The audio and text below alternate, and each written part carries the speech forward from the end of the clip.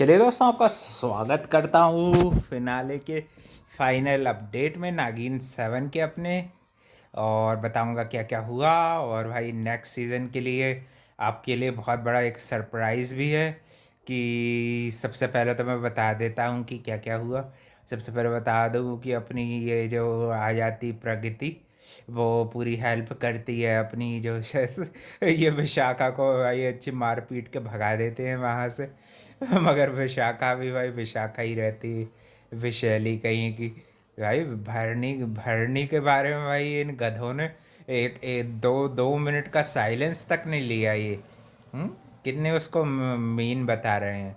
हाँ, भाई इडियट्स हो रहे हैं ये लोग भी, मेकर्स जो हैं भरनी के सेक्रीफाइस के लिए कम से कम 2 मिनट का उसके लिए भी 2 मिनट बोल सकती थी।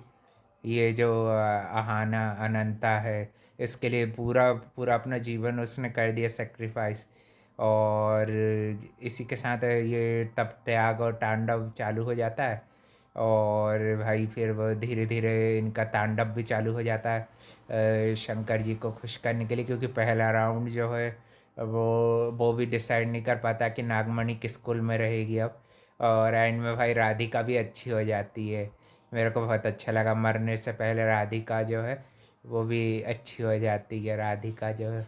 और फिर सेक्रीफाइस में अपने आप को सेक्रीफाइस कर लेती है राधिका जो है।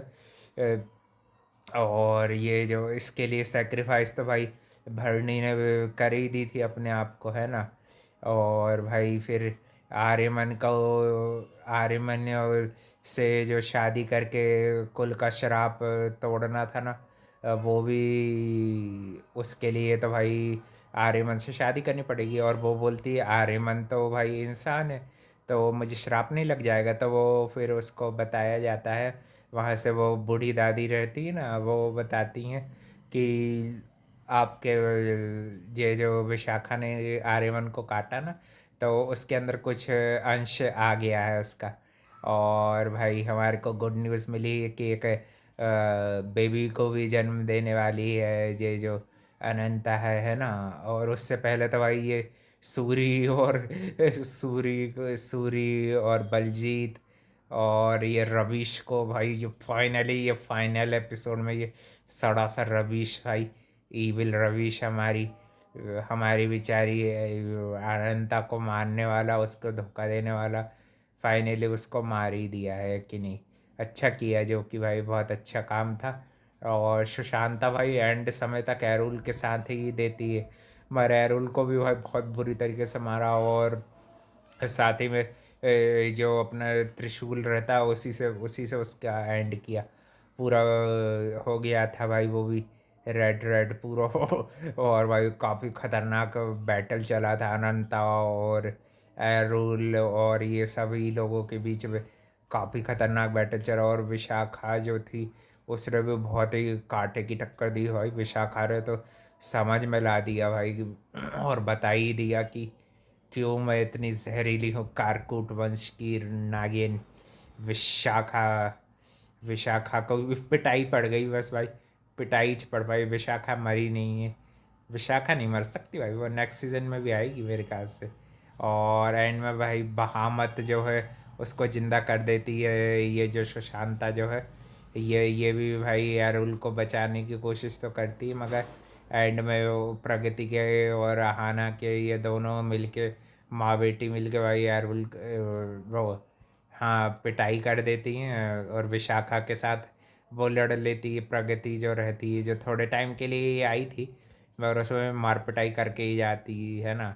भरनी के सेक्स सेक्रीफाइस को भाई कमतर जैसे आंकने की कोई कोशिश ना की जाए।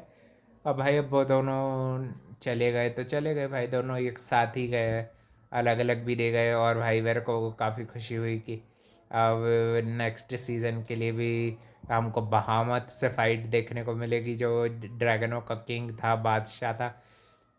राधिका तो मैन मेड ड्रैगन थी, छोटी सी थी, उसने भाई अपने बाबा के लिए एंड में भी अपने आप को सेक्रीफाइस कर ही दिया, है ना। और भाई ये जो इनका 15 अगस्त के लिए तबाही मचाने का प्लान था वो भी भाई फेल कर दिया। ऐसा क्यों किया भाई, 2 एपिसोड और बना लेते, है कि नहीं भाई? हाँ, मज़ा आ जाता थोड़ा, है कि नहीं? काफ़ी जल्दबाजी में इसको क्लोज़ किया। वो जो उसका प्लान था वो प्रोमो मैंने देखा था भाई, थोड़ा थोड़ा ये लोग फाइटिंग कर रहे थे और 15 अगस्त की बिग प्लान कर रहे थे। वो फिर एंड में ये रहा कि भाई वो ये सब तबाही मचा ही नहीं पाए इंडिया में। पहले ही अनंता ने मौत के ठिकाने लगा दिया, वो उसको भी, बलजीत को भी और रविश को भी। सबसे बेकार तरीके से अरुल मरा, क्योंकि भाई वो चिंगिस्तानी भी था और मरने लायक भी था। और सुशांता जो है वो फिर भी नहीं समझती भाई, उसको समझाने की उसके कुल वाले सब कोशिश करते हैं, मगर भाई एंड में सबका भला हुआ, मगर बस भाई बेचारी भरने के लिए थोड़ा सा बुरा बुरा लगा। और राधिका के लिए भी एंड में भाई अच्छा नहीं लगा। अपनी मम्मी ने उसको सुधार ही दिया भाई, उसके अंदर माँ का प्यार उसको आया ना, तो भाई वो उसके अंदर की जो नफ़रत थी वो सब पिघल गई भाई। राधिका राधिका को मार रहा नहीं, ये मेरे को जान के अच्छा लगा।